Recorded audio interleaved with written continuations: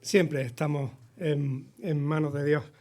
Unas veces tendremos una capacidad de verlo de forma y otras veces pues sencillamente lo estamos y ya.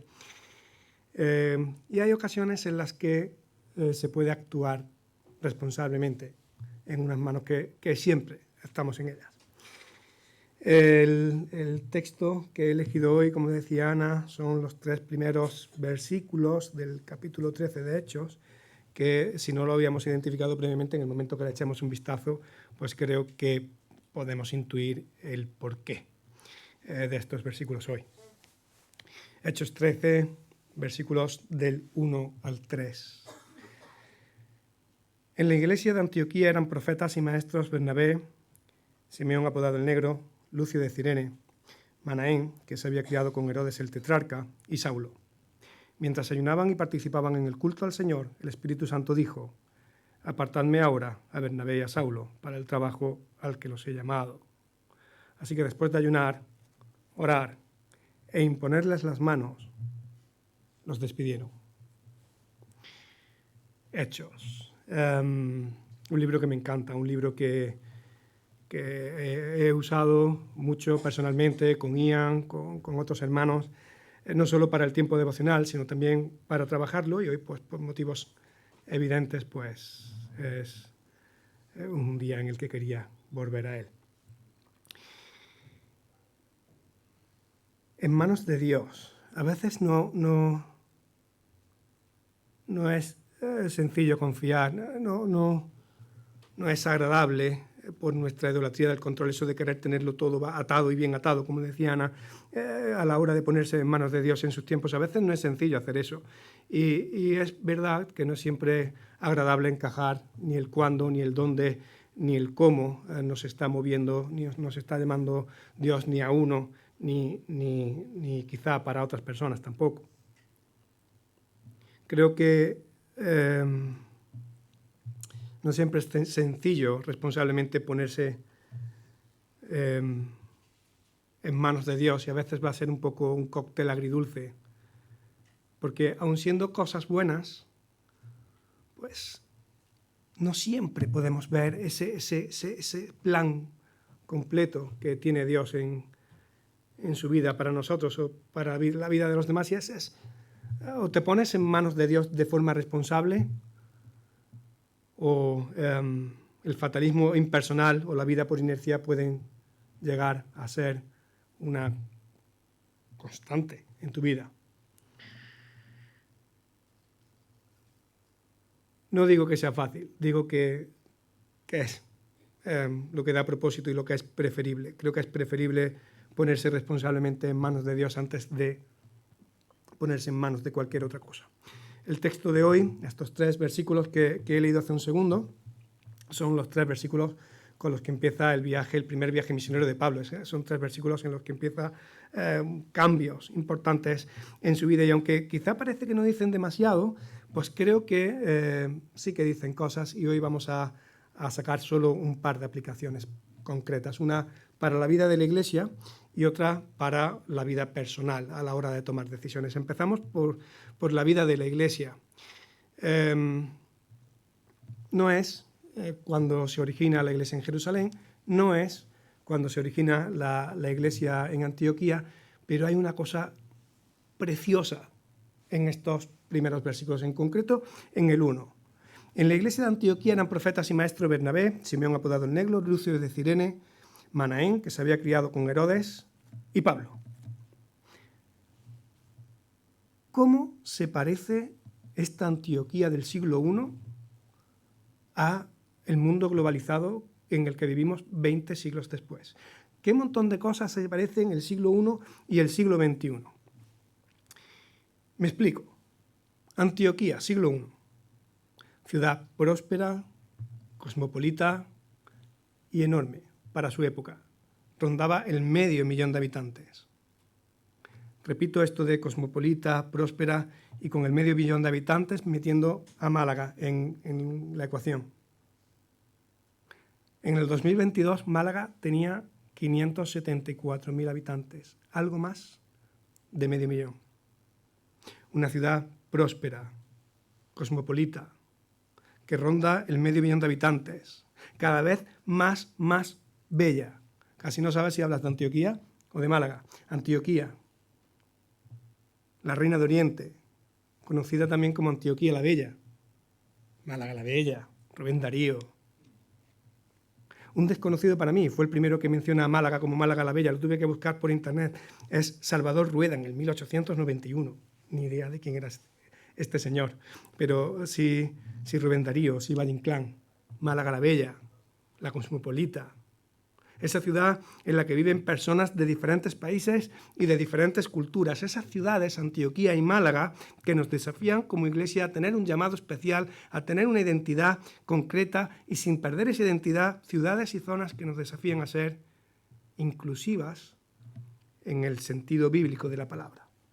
El Señor nos ha puesto en un donde bello y como tal tenemos que aceptar ese donde en donde nos ha puesto el Señor. Y me recuerda mucho Antioquía a la Málaga actual en la que vivimos. Antioquía es una ciudad en la que convivían griegos, judíos, africanos, por supuesto que romanos, y es fácil pensar que si la ciudad había en la Iglesia, sin perder su identidad, pues también convivirían.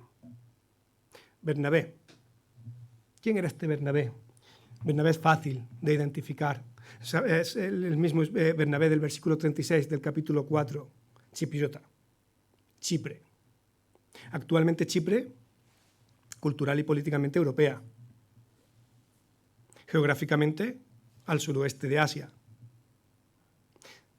Me quedo con geográficamente al suroeste de Asia para permitir que el Evangelio llegara a Europa después de que Pablo tuviera el sueño con el macedonio. Entonces Chipre, no, Europa no, suroeste de Asia. Suroeste de Asia, un puente con Europa, la isla más oriental, más al este de Europa, más al oeste de Asia, un puente entre Asia y Europa, un puente entre Asia y África, un puente entre África y Europa, un puente. Me encanta que la primera parada del viaje misionero de Pablo, tendiendo puentes entre el Evangelio y el pueblo gentil, fuera en este puente geográfico que es Chipre, tendiendo puentes espirituales desde un puente geográfico. Bernabé, de Chipre, suroeste de Asia. El siguiente de la lista, el negro. Simeón, el negro. Atreveros a apodar hoy a alguien el negro. No se sabe mucho de este el negro, parece que muy del norte no era. También parece que no estaba apodado con maldad esto del negro, ni a él le ofendía, ni muchísimo menos, ¿no? O sea, una cosa natural. Hay quien piensa, entre ellos, que Simeón, el negro, era de Cirene, que fue la persona que cargó con la cruz de Cristo. No se puede saber. Quizá fuera de Cirene. El que sí que es de Cirene es Lucio, el tercero. Cirene. Ya no estás en Asia ni estás en Europa, estás al norte de África. Cirene está en Libia, justo al sur de Grecia. Había sido una provincia griega y había sido romanizada 74 años antes de que naciera el Señor. Este sí que es de Cirene, del norte de África, Lucio. El siguiente de la lista es Manaén. Tenemos al griego asiático, tenemos al negro que no sabemos muy bien de dónde es, al otro que es del norte de África, y ahora tenemos a este que se habría criado en el palacio. A este seguro que cargar con la cruz del Señor no lo obligaban. Una clase social diferente. Y por esa clase social diferente ni era mejor ni peor tratado, sino que estaba también en su iglesia, en Antioquía, uno más. ¿Quién falta?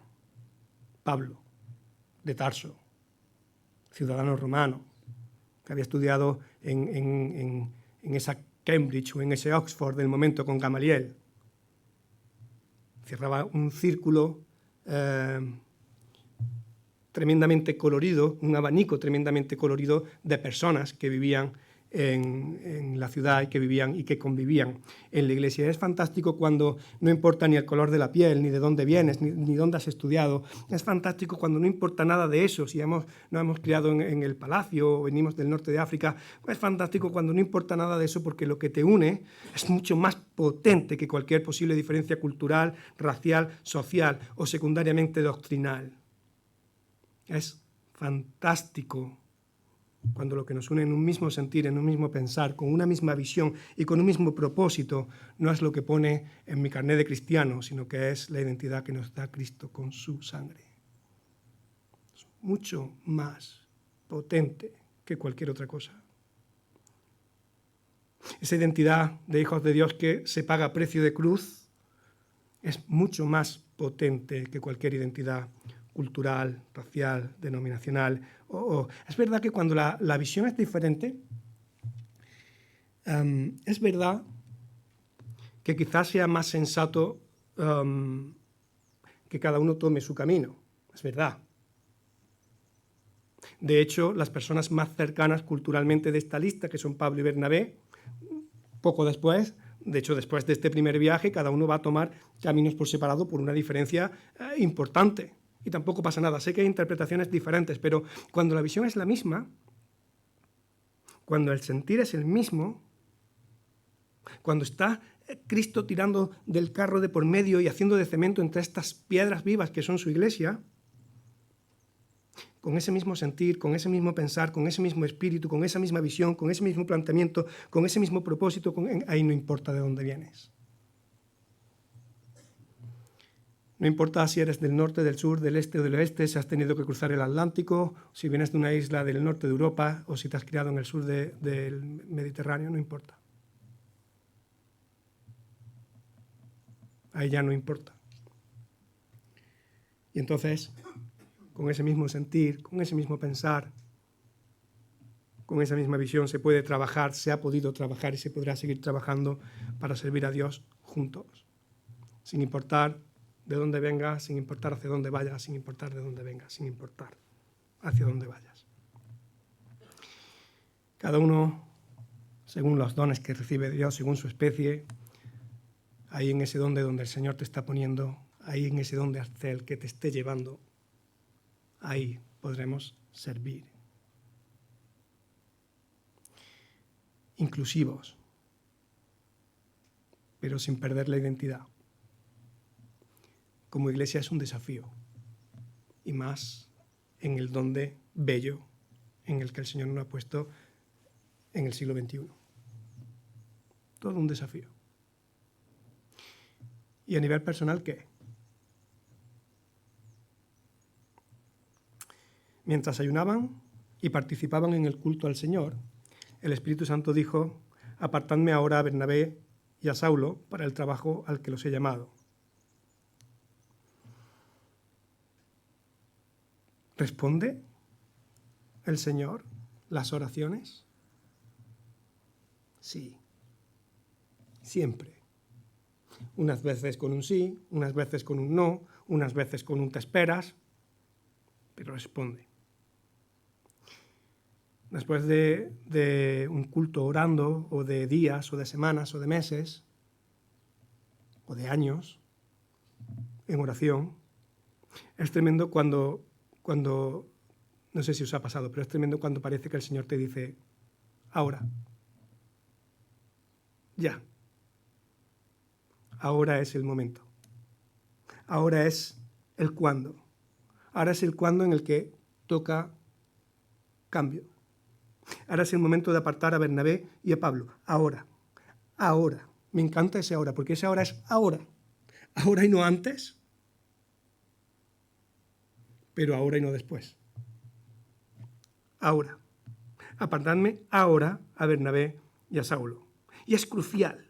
Es un momento crucial porque esa acción soberana de Dios a través de su Espíritu Santo, el Espíritu Santo dijo, a esa acción soberana de Dios ha de seguir una respuesta personal y también en comunidad, pero personal, aceptando esa voluntad de Dios y disponiéndose responsablemente para actuar. No siempre es fácil entender la voluntad de Dios. No siempre es fácil tampoco querer entenderla. Sí, Señor, yo quiero entender tu voluntad y te estás autoengañando, viviendo como te da la gana, escuchándote como antes oraba Ana, viviendo por inercia, tomando yo mis propias decisiones sin depender de Dios. Sí, yo quiero.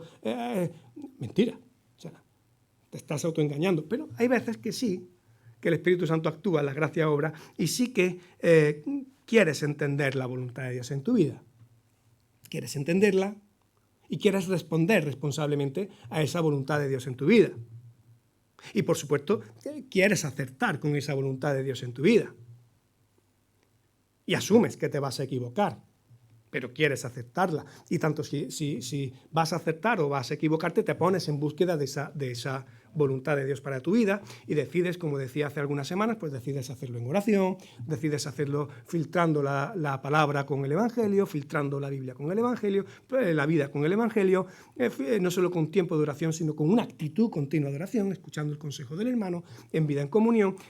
Y terminaba la predicación diciendo que quería buscar esa voluntad de Dios sobre todo y ante todo tratando de escuchar a Dios. Y el Espíritu Santo dijo. Y el Espíritu Santo dijo, qué finura, pero también qué cierta tranquilidad, qué cierta calma, cuando crees que la decisión que estás tomando viene del Señor. Y el Espíritu Santo dijo, si acertar con la voluntad de Dios no siempre es fácil, lo que no es imposible. Y si no es imposible, hay que buscarla. Y hay que buscarla con intensidad. Y hay que buscarla en comunión. Y es importante buscarla. Fijaos cómo empieza el versículo 2. Mientras ayunaban y participaban en el culto. Mientras ayunaban y participaban. Permitidme que añada algunos factores que me gusta mencionar. Los mencionamos en los grupos pequeños, los mencionamos en muchas predicaciones, pero por más que se repitan, nunca está de más. Factores a tener en cuenta cuando estemos buscando la voluntad del Señor, que no es fácil, pero como digo, no es imposible. Dios es el Dios de todo y es el Dios de las circunstancias. No son decisivas, no siempre son aclaratorias. Por ejemplo, 1 Samuel 24, ese pasaje relativamente conocido de Saúl y de David en la cueva con la capa pillada. Las circunstancias a veces son evidentes, pero la acción en relación a esa circunstancia no siempre. Y hay que tenerlas en cuenta. A veces se toman su tiempo. Para que las circunstancias sean las que son, después del camino de Damasco, Pablo se pegó 3 años en Arabia y transcurren 11 años hasta que las cosas están como están. Las circunstancias no siempre son inmediatas, a veces son un proceso que tienen un culmen y hay que tenerlas en cuenta. No son decisivas, pero hay que tenerlas en cuenta. Motivaciones. ¿Qué te mueve?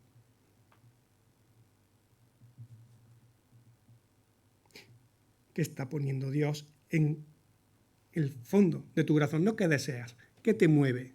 ¿Cuál es tu motivación? Salmo 139, Salmo 26, Mateo 15. El tema es complejo. Este sí que lo tocamos en los grupos pequeños. ¿Qué hay en el fondo de tu corazón? ¿Qué te mueve a eso? Este sí que se toca. Es muy nuestro, las motivaciones. Haciendo cosas muy buenas, las motivaciones pueden estar siendo muy, muy feas. Esto es muy nuestro. ¿Qué te mueve? La mezcla de mi corazón en esas motivaciones es un continuo. Tengo que asumirla también. ¿Qué te mueve? Introspección. ¿Qué hay en el fondo de tu corazoncito? La de Pablo, la motivación parece evidente. Quiere servir a Dios, dándole toda la gloria a Dios, llevando el Evangelio a los gentiles. Esa es la motivación. La motivación es lo que va a tomar forma en deseos concretos. ¿Qué deseas? Un ejemplo, sigo tirando de nuestro querido Pablo. Motivación, el Evangelio a los gentiles. Deseo, en Asia y en Asia, Hechos 16. Culmen del deseo en Asia, en Europa. No siempre lo que deseas se da, pero la motivación no tiene por qué moverse. deseos, la parte superficial de la motivación profunda.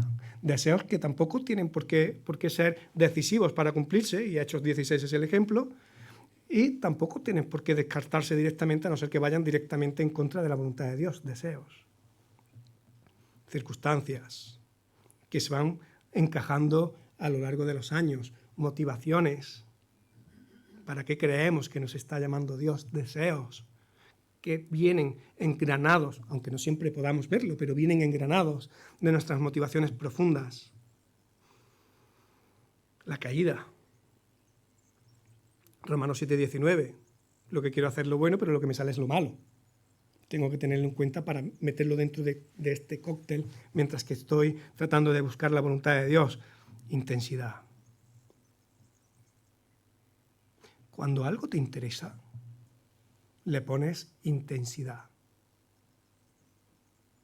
Si quieres quedar con alguien, de verdad, pones energía y pones esfuerzo en eso. Intensidad. Y si quieres encontrar la voluntad de Dios con intensidad, no puedes hacerlo sin buscar a Dios. Yo no puedo saber qué quieren mis hijos si no le dedico tiempo a escucharlos. Pero con intensidad. Aunque a veces canse porque son intensos, yo no puedo escucharlos como el que oye llover. A veces, como son intensos, te agotan. Pero es necesario buscar a tu hijo y escucharlo con intensidad si quieres saber qué es lo que pasa mínimamente por su cabeza. Jeremías 29:13 y un trocito del 14. Me buscaréis y me encontraréis cuando me busquéis de todo corazón, con intensidad. Me dejaré encontrar, dice el Señor. Buscar con intensidad. Ayunando. Dedicando el tiempo con el que alimentas tu cuerpo o con el que alimentas tu espíritu con cualquier otra cosa que no es Dios. Dedicando ese tiempo que usas en otras cosas, ayunando de esas cosas para orar y para buscar con intencionalidad a Dios. Me buscaréis y me encontraréis cuando lo hagáis de todo corazón. Lo último, y creo que lo más importante, busca esa voluntad de Dios, busca responsablemente esas manos de Dios descansando, que son manos que están acolchadas con gracia. Si la cruz no es una chequera en blanco para pecar, sí que es una chequera en blanco para tratar de volar libre por la amplia y extensa voluntad prescriptiva de Dios para nuestra vida. Quizás un poco compleja la frase, pero es. Si la gracia no es un cheque en blanco para hacer lo que me dé la gana, sí que es un cheque en blanco para ir libre por la amplia y extensa voluntad de lo que Dios quiere, que no decreta, sino que prescribe para mí. No sé explicarlo de otra manera. Sí, si la caída limite, la gracia expande. Esa puede ser el resumen. Si el pecado esclaviza, la gracia libera. Ese también me sirve. Y al ponernos responsablemente en esas manos de Dios, en esas manos cargadas de gracia a la hora de tomar decisiones trascendentes, con esa intensidad, teniendo en cuenta, por esa misma gracia, cuando te pones responsablemente en manos de Dios para ver qué quiere de ti, por esa misma gracia en algún momento igual puedes escuchar: ahora es el momento, apartadme ahora, a Bernabé y a Pablo. Ahora. Y si en algún momento escuchamos algo así, porque también Dios nos nos habla hoy. Quizá no igual que como le habló a Abraham y le dijo, vete ahora a la tierra que te tengo preparada. Quizá no igual que cuando se puso en mitad de la iglesia de Antioquía, que tampoco sé exactamente cómo lo hizo. Quizá igual no. Pero cuando creas que Dios te está hablando ahora y te está diciendo ahora, sería torpe no ponerse a andar. Y lo más probable es que tampoco te dé muchos detalles de lo que viene después de ese ahora. No te diga ahora esto y luego lo otro y luego lo otro y luego lo otro. Y entonces tú estás saltando a unas manos acorchadas y quizá aparezcan ciertas cosquillitas en la barriga porque el salto es grande. Y no pasa nada. Tener cosquillitas en el estómago ante un salto grande creo que es realista. Y aún así lo que nos mueve a saltar, cuando crees que ese salto viene de Dios, cuando lo que te hace dar el salto al vacío crees que viene de Dios es lo que decía Ana y lo que hemos cantado al principio, es esa fe en que Dios es bueno.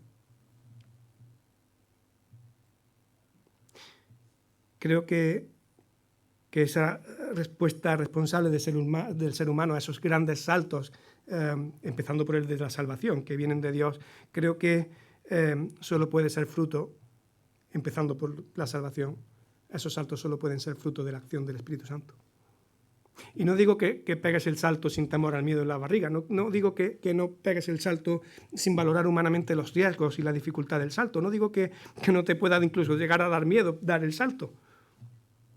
Lo que digo es que sin saber lo que va a pasar cuando el Espíritu Santo actúa y la gracia está de por medio, los barcos salen para Chipre y las personas mueven su vida. Incluso mueven el objeto de la confianza de su salvación. Cuando el Espíritu Santo se activa y la gracia obra, lo que milagrosamente se puede esperar es que la respuesta venga acompañada de una intrépida y radical carga de fe. No te puedes poner en manos de Dios cargado de fe diciendo, bueno, Señor, dame el itinerario del salto. ¿A qué hora sale el vuelo? ¿Dónde aterrizo? ¿Qué tren cojo? No te puedes poner en manos de Dios dando un salto de esos, pidiéndole un itinerario a Dios. No tiene sentido. Pero cuando escuchas al Espíritu Santo decir, apartarme ahora, a Bernabé y a Pablo, como Bernabé y como Pablo no te queda más remedio que moverte. Como iglesia no te queda más que ayunar, orar y después de escuchar al Espíritu Santo, arropar y orar por ellos.